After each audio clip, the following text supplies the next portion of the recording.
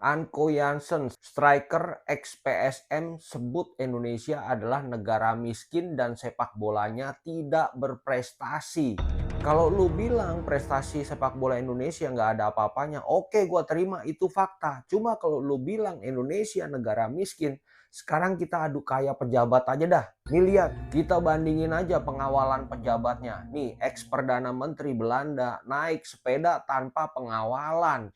Di Indonesia pengawalannya full. Bukan jarang juga konvoi para pejabat ini justru ganggu ketertiban jalan. Tapi nggak masalah, rakyat Indonesia memang memprioritaskan jalanan itu dipakai untuk para pejabat. Mobilnya bagus, pengawalannya full.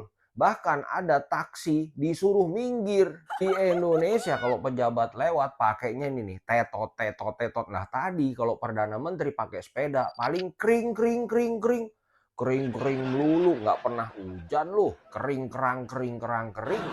Belum lagi kalau kita mau banyak-banyakan menteri. Di Belanda cuma punya 16 menteri. Sedangkan di Indonesia Pak Prabowo punya 7 Menko, 41 Menteri, 55 Wamen, dan 5 pejabat setingkat menteri. Ada 108 orang ditunjuk Prabowo untuk menjadi pembantunya. Tuh, lebih kaya siapa? Namanya orang kaya, ya pembantunya ya banyak. Belanda 16 doang. Itu kalau jadi kesebelasan, 11 pemain inti, 5 cadangan. Nih lihat kalau kita 100 lebih. Mau bentuk berapa tim sepak bola. Apalagi ini nih, berjumpa mantan dubes Belanda di kereta kelas ekonomi. Ya ampun, pejabat di kelas ekonomi. Di Indonesia pejabat kalau mau berjumpa di hotel mewah. Kemarin tuh di Fairmont. Yang harga dining POD-nya itu sampai 18.500.000 sudah termasuk menginap satu malam. Apalagi ini udah jelas ketahuan, Mark Rutte, kesederhanaan abadi pemimpin Belanda. Di Indonesia yang namanya pemimpin ya hidup mewah. Jadi siapa yang lebih kaya? Pejabat adalah wakil rakyat. Kalau pejabatnya mewah-mewahan, otomatis rakyatnya sudah diwakili dengan kemewahan. Jadi kalau Indonesia disebut nggak berprestasi dalam sepak bola, oke gue terima, itu fakta. Cuma kalau Indonesia disebut negara miskin, gue nggak terima. Lu lihat semua kemewahan-kemewahan yang ditunjukkan para pejabat ini. Nggak ada miskin-miskinnya. Kirain persoalan naturalisasi itu udah selesai. Ternyata kemarin ada lagi heboh pembahasan soal komposisi line up yang ada di tim nasional tentang naturalisasi dan pemain lokal.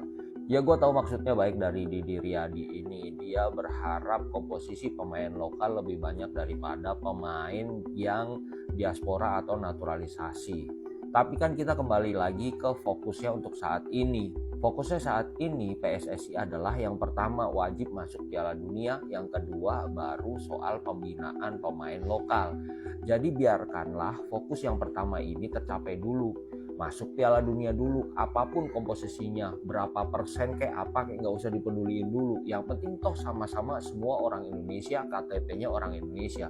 Biarkan masuk Piala Dunia dulu, kemudian setelah Piala Dunia barulah yang kedua, yaitu pembinaan pemain lokal. Misalnya tahun ini masuk Piala Dunia, nah tahun berikutnya 4 tahun ke depan berarti fokus ke pembinaan pemain lokal dan wajib masuk Piala Dunia.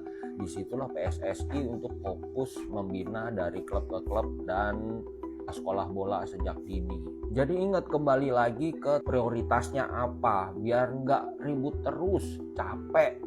Lagian faktanya sampai hari ini adalah pemain naturalisasi lah, pemain diaspora lah yang bisa membawa timnas Indonesia sampai round 3. Bahkan ada peluang untuk lanjut ke round 4. Kalau alasan demi harga diri bangsa ya nggak bisa dong. Semua yang bermain di tim nasional adalah bangsa Indonesia. Jadi ya udah fokus ke prioritasnya, masuk Piala Dunia, setelah masuk baru ke pembinaan pemain lokal. Itu pun nggak sebentar, bisa butuh waktu 10-15 tahun ke depan.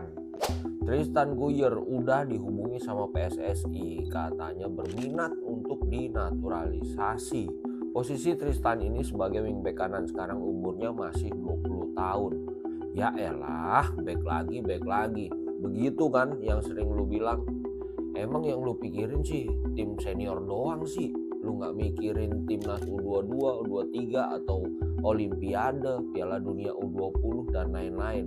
Sekarang begini dah, emangnya lu nggak kepengen nih punya tim mudanya kayak gini, usia 20 tahun, lihat Tristan Guyer, Hapner, nih masih muda semua, sampai si Tim Gaypens, di sini Rafael Strike, Eliano, Marcelino. Ini kalau untuk tim Olimpiade udah ganas banget. Lu bayangin nih, seleksi Olimpiade pakai tim ini, ada kemungkinan besar lolos coy.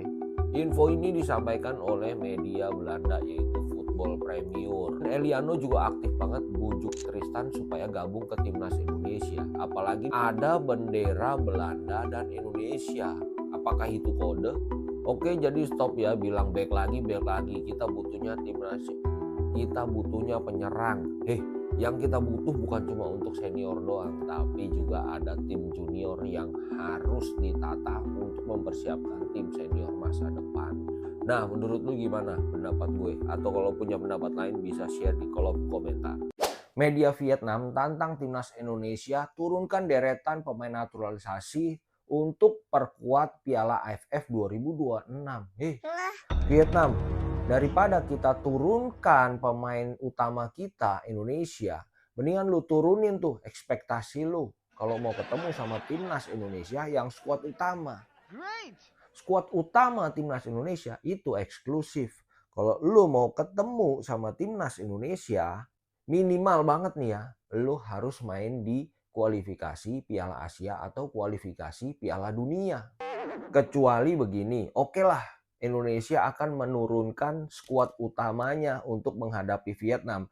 Tapi timbal baliknya adalah Vietnam harus menurunkan harga-harga sembako yang ada di Indonesia. Mau nggak lu?